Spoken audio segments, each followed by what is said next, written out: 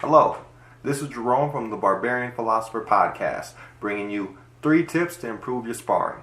Please make sure to hit the subscribe button to stay up to date with more videos on MMA, personal development, and current events. Tip number 1. Have a predetermined focus. Whether it's working on your footwork, your sweeps, throwing combinations, or getting takedowns, walking into your sparring sessions with a plan will massively improve your results. Not only will this help you get your reps in, it'll also help you to develop your game in a much more structured and deliberate manner. So for example, let's say that you want to work on your kimuras or you want to develop an axe kick. Go into your class saying, today, every round that I spar, I'm gonna attempt to use this move at least once or at least twice. Give yourself a specific number. And every round, try to implement that particular technique. Maybe it's not a particular technique that you want to work on, but it's a more of an overall approach. So you might say, for this week, I'm going to work purely on offense.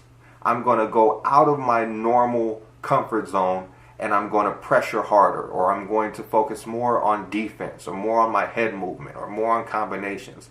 Whatever it is that you feel you're lacking and need to develop, give yourself a particular time frame and really focus and work that particular strategy. Tip number 2, vary your intensity. Make it a point not to always spar hard, or conversely, to always spar light and technical. Each of these things has its benefits. By sparring light and technical, you allow yourself the freedom to experiment and try new things. Maybe there's a kick that you haven't done before, or there's a combination that you just started working on. Now's the time to try it. Perhaps you have an idea for a submission that you haven't seen, and you want to see if it's plausible. This is your opportunity to do so. By not having to worry about getting rocked or getting slammed at full power, you free up more of your mental space to really focus on the technique and really focus on the little pieces that kind of build up your overall sparring game.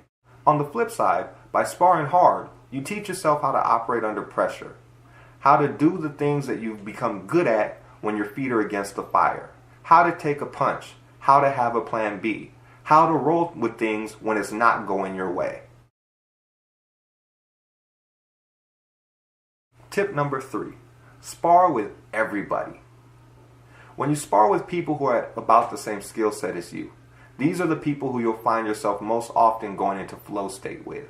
Meaning that it's difficult enough that it keeps you engaged and focused, but not so difficult that you panic and can't keep up. These are the people that you're going to want to spar with most often. But don't limit yourself just to them. You should also find yourself sparring with people that are not as good as you, people who are at a lower level.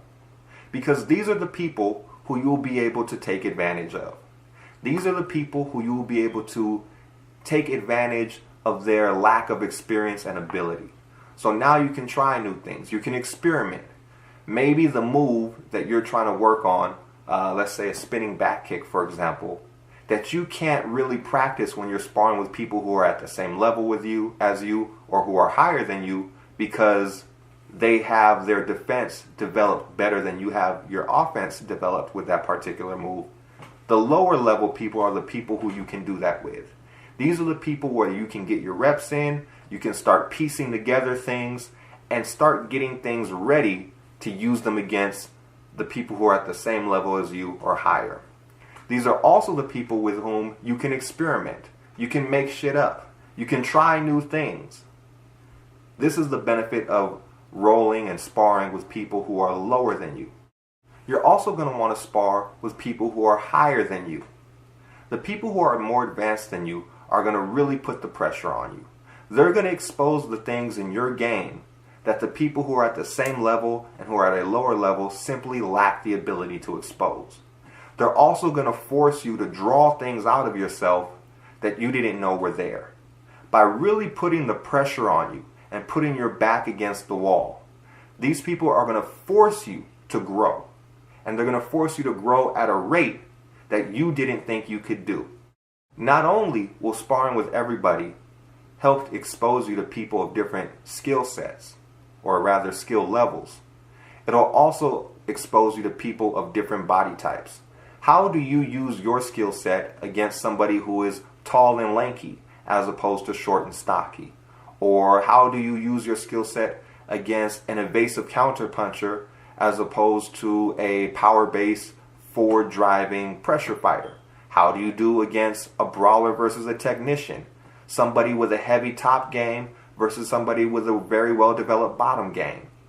By sparring with more people and exposing yourself to as many different variables as you can, you'll learn the different patterns that people tend to exhibit, and you will further round out your game really to the best of your own ability. I hope you've enjoyed this and found it informative. Please make sure to leave a comment in the comment section below and let us know some of your tips and your hacks that you've used to help improve your sparring. This is Jerome from the Barbarian Philosopher podcast. Peace out.